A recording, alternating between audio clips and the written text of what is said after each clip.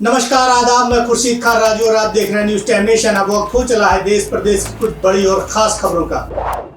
Washington में अमेरिकी राष्ट्रपति डोनाल्ड ट्रंप ने पिछले सप्ताह यूक्रेन राष्ट्रपति व्लादिमीर जेलेंस्की के साथ टकराव के बाद यूक्रेन को सैन्य सहायता रोक दी है। इस्लामाबाद की मीडिया रिपोर्ट के अनुसार पूर्व प्रधानमंत्री इमरान खान के स्वास्थ्य संबंधी खबरें सामने आने के बाद उनकी मेडिकल जांच के लिए पाकिस्तानी डॉक्टरों की एक टीम अदियाला जेल पहुंची है। नई दिल्ली में दूसरी एशियाई योगासन चैंपियनशिप में कुल 16 देश भाग लेंगे, जिसका आयोजन 29 से 31 मार्च तक इंदिरा गांधी स्टेडियम में किया जाएगा। नई दिल्ली उच्च न्यायालय ने 36,000 करोड़ रुपए के अगस्ता वेस्टलैंड धन शोधन मामले की कथित बिचौलिए क्रिश्चियन मिशेल जेम्स की जमानत याचिका पर मंगलवार को अपना फैसला सुनाएगी।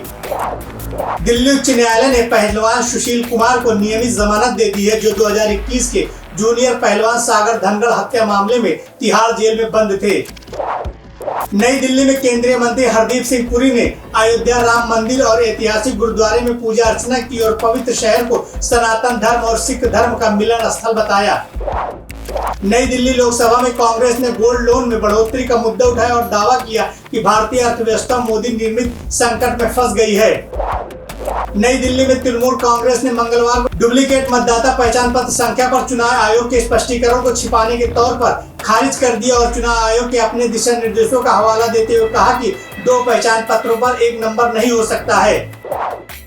मुंबई में सपा के प्रदेश अध्यक्ष और विधायक अबू हाशिम आजमी ने औरंगजेब का बचाव किया, जिसको उप मुख्यमंत्री एकनाथ शिंदे ने देशद्रोह बताया है।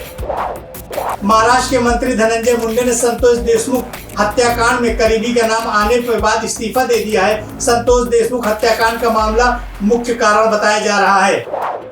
महाराष्ट्र में विपक्ष के नेता आदित्य ठाकरे ने हाल ही में फडणवीस सरकार पर बयान देते हुए कहा कि महाराष्ट्र का कानून व्यवस्था खराब, सिर्फ इस्तीफे से काम नहीं चलेगा। महाराष्ट्र में महायुति सरकार का बड़ा विरोध प्रदर्शन, गठबंधन की सारी पार्टियों ने विधानसभा के बाहर अबू हाशिम आजमी का पुतला फूंका। बॉम्बे हाईकोर्ट ने पूर्व सेबी प्रमुख माधवी पुरी को गिरफ्तार करने वाली आदेश पर फिलहाल रोक लगा दी है।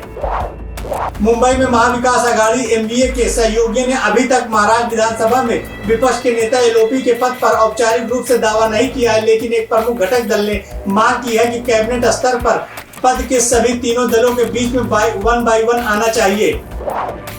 महाराष्ट्र में सत्तारूढ़ महायुति के सदस्यों ने मुगल सम्राट औरंगजेब की प्रशंसा करने के लिए समाजवादी पार्टी के विधायक अबू हाशिम आजमी को महाराष्ट्र विधानसभा से निलंबित करने की मांग उठाई है।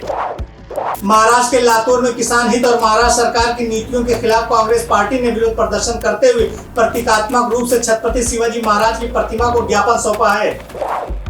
कोलकाता में भारतीय जनता पार्टी ने पश्चिम बंगाल में सत्तारूढ़ तृणमूल कांग्रेस टीएमसी के राज्य की मतदाता सूची में भूतिया मतदाताओं का पता लगाने के मिशन का मुकाबला करने के लिए एक अभियान शुरू किया है। बिहार का प्रदेश अध्यक्ष भारतीय जनता पार्टी नेतृत्व ने दिलीप जायसवाल को बनाया है। राजस्थान जयपुर के हवा महल में बम मिलने की सूचना से हड़कंप मचे। मौके पर पहुंचे एनर्जी कमांडो की टीम ने बंद किए सभी आने जाने वाले रास्ते और जांच शुरू कर दी है।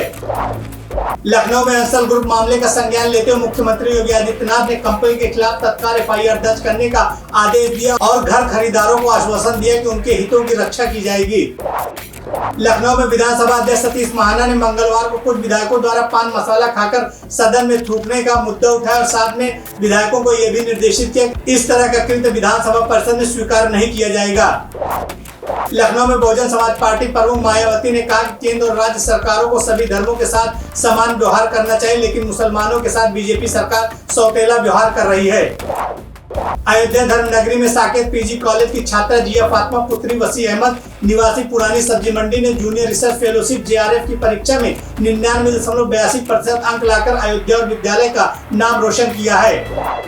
चंडीगढ़ में भारतीय किसान यूनियन ने फिर से सेंट्रल में भाजपा सरकार के खिलाफ विरोध प्रदर्शन करने का ऐलान किया है। संभल जामा मस्जिद पर इलाहाबाद हाईकोर्ट ने हिंदू पक्ष के वकीलों के आर्गुमेंट सुनने के बाद दलील स्वीकार कर ली है। चेन्नई में कथित हिंदी थोपने को लेकर भाजपा नीति और केंद्र सरकार पर निशाना साधते हुए तमिलनाडु के मुख्यमंत्री और द्रमुक अध्यक्ष एमके स्टालिन ने आश्चर्य जताया कि केंद्र सरकार में तमिल या अन्य दक्षिण भारतीय भाषाओं को पढ़ाने के लिए संस्थान स्थापित करने में मदद क्यों नहीं की है। चीन के बीजिंग शहर में मंगलवार को अमेरिका द्वारा लगाए गए ताजा टैरिफ के खिलाफ जवाबी कार्रवाई करते हुए अमेरिकी कृषि और खाद्य उत्पादों की एक श्रृंखला पर आयात शुल्क में 10 से 15% की बढ़ोतरी की घोषणा की और 25 अमेरिकी कंपनियों को निर्यात और निवेश प्रतिबंधों के तहत रखा है। कर्नाटक के उप मुख्यमंत्री डीके शिवकुमार ने सोमवार को वरिष्ठ कांग्रेस नेता वीरप्पा मोइली और उनके कर्नाटक का मुख्यमंत्री बनने संबंधी बयान पर टिप्पणी करने से इनकार करते हुए कहा कि यह उनकी निजी राय है। भोपाल के यूनियन कार्बाइड संयंत्र में 1984 की गैस त्रासदी से जुड़े कम से कम 10 टन जहरीले कचरे को मध्य प्रदेश के धार जिले के पीथमपुर स्थित एक संयंत्र में जला दिया गया है। पटना में राष्ट्रीय जनता दल के नेता तेजस्वी यादव ने आरोप लगाया कि बिहार में नीतीश कुमार सरकार द्वारा पेश किया गया बजट बढ़ा चढ़ाकर पेश किया गया और झूठ में डूबी स्याही से तैयार किया गया है। आपको हमारी खबरें कैसी लगी कमेंट बॉक्स में जरूर बताएं। इन खबरों को आप यूट्यूब पर देख रहे हैं, वीडियो को लाइक करके चैनल को सब्सक्राइब करें। फेसबुक, इंस्टाग्राम और एक्स के जरिए हमसे जुड़े हमारे पेज को लाइक और फॉलो करना बिल्कुल ना भूलें। नमस्कार, आदाब। सब्सक्राइब करें आपका अपना चैनल न्यूज टाइम नेशन और हर खबर सबसे पहले पाने के लिए बेल आइकॉन जरूर दबाएं। और हाँ, खबरें पसंद आ जाएं तो लाइक और शेयर करना ना भूलें।